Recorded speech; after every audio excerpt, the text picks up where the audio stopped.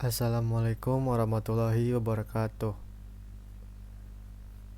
Perkenalkan, nama saya Lutfi Afif Kaifi dengan NIM A1D5191051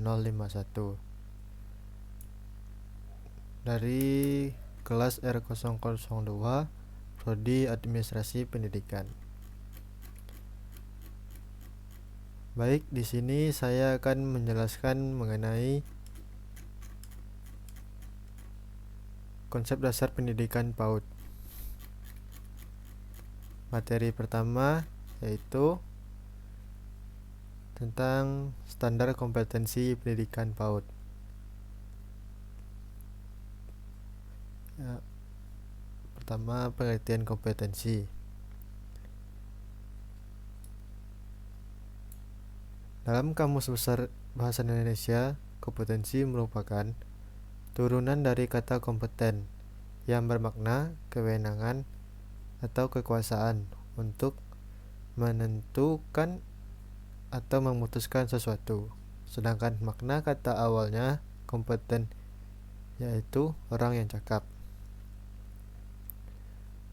Menurut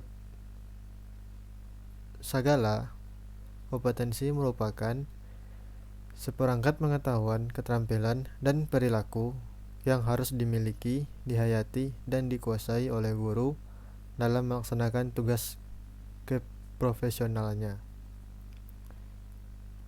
Dari beberapa pengertian tadi, bisa kita simpulkan bahwa kompetensi adalah penguasaan, pengetahuan, dan keterampilan yang mempunyai kewenangan dan kekuasaan untuk melaksanakan tugas keprofesionalannya. Materi berikutnya tentang kompetensi dasar peserta didik. Bagian tercantum dalam Undang-Undang Nomor 14 Tahun 2005 tentang guru dan dosen pada pasal 10 ayat 1 yang menyatakan ada 4 kompetensi dasar yang harus dimiliki oleh seorang guru dalam pendidikannya. 4 kompetensi dasar tersebut adalah kompetensi pedagogik, kompetensi profesional, kompetensi kepribadian, dan kompetensi sosial. Begitu juga guru PAUD diharuskan memiliki 4 kompetensi, yaitu kompetensi pedagogik, kepribadian, sosial, dan profesional.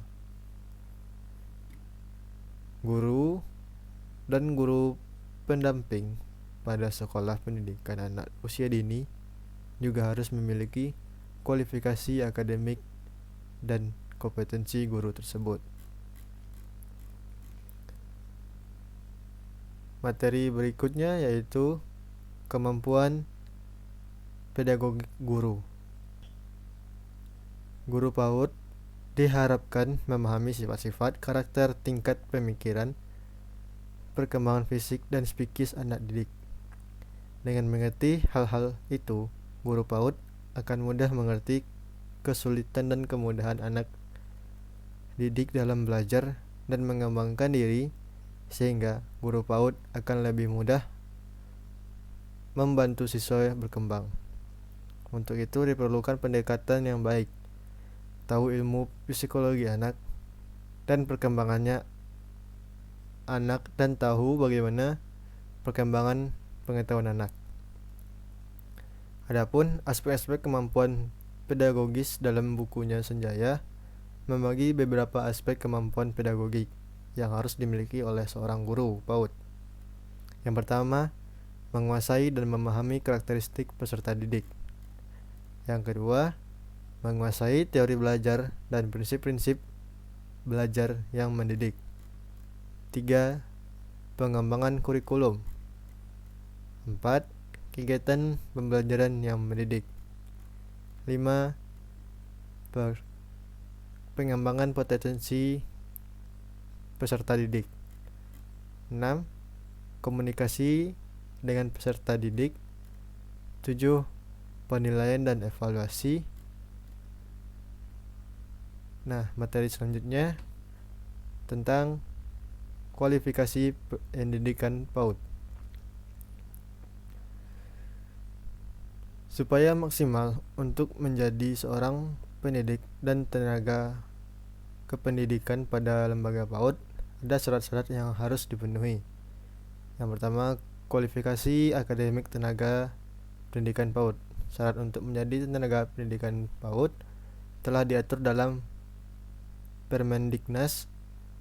Dijelaskan bahwa untuk menjadi tenaga kerja PAUD, seseorang harus memiliki kualisi akademik minimum Diploma 4 atau strata sarjana dalam bidang kependidikan anak usia dini atau psikologis yang diperoleh dari program studi yang terkreditas.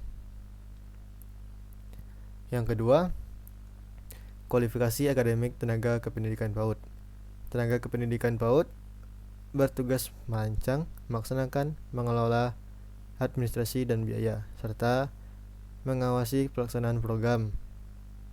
Selanjutnya yaitu materi tentang prosedur rekrutmen tenaga kerja di Indonesia. Tidak semua orang bisa menjadi pendidik dan tenaga kependidikan pada lembaga PAUD. Tidak dapat dipungkiri, banyak orang yang dengan mudahnya dapat menjadi tenaga pendidik dan tenaga kependidikan PAUD, khususnya di Indonesia. Proses rekrutmen guru bisa dilakukan melalui 4 kegiatan sebagai berikut. Yang pertama, persiapan rekrutmen guru. Kegiatan pertama dalam proses rekrutmen guru adalah melakukan persiapan rekrutmen guru baru. Persiapan rekrutmen guru baru harus matang sehingga melalui rekrutmen tersebut sekolah bisa memperoleh guru yang baik. Yang kedua, penyebaran pengumuman penerimaan guru baru. Begitu persiapan telah selesai dilakukan, maka kegiatan berikutnya yaitu penyebaran pengumuman dengan melalui media yang ada seperti brosur, siaran radio, surat kabar, melalui internet, dan sebagainya. Yang ketiga, penerimaan lamaran guru baru. Begitu pengumuman penerimaan lamaran guru baru telah disebarkan, tentu masyarakat bisa mengetahui bahwa dalam jangka waktu tertentu, sebagaimana tercantum dalam pengumuman, ada penerimaan guru baru di sekolah. Mengetahui ada penerimaan guru baru itu, lalu masyarakat akan berminat memasukkan lamarannya. Untuk melamar, seseorang diharuskan mengajukan surat lamaran. Surat lamaran tersebut harus dilengkapi dengan berbagai surat keterangan seperti ijazah, surat keterangan kelahiran yang menunjukkan umur pelamar, surat keterangan warga negara Indonesia, surat kesehatan dari dokter, surat keterangan kelakuan baik dari kepolisian. Yang terakhir yaitu seleksi pelamar. Setelah pendaftaran guru baru ditutup, kegiatan berikutnya adalah seleksi atau penyaringan terhadap semua pelamar. Seleksi merupakan suatu proses pembuatan perkiraan mengenai pelamar yang mempunyai kemungkinan besar untuk berhasil dalam pekerjaannya. Setelah diangkat menjadi guru, ada 5 teknik dalam hal ini, yaitu inventaris biografis, wawancara, pemeriksaan baran, teknik tes, dan penilaian oleh pusat penilaian. Baik, itulah tadi materi yang bisa saya sampaikan. Jika ada kesalahan maupun keterbatasan dalam penyampaian materi kali ini, saya mohon maaf. Saya akhiri, wassalamualaikum warahmatullahi wabarakatuh.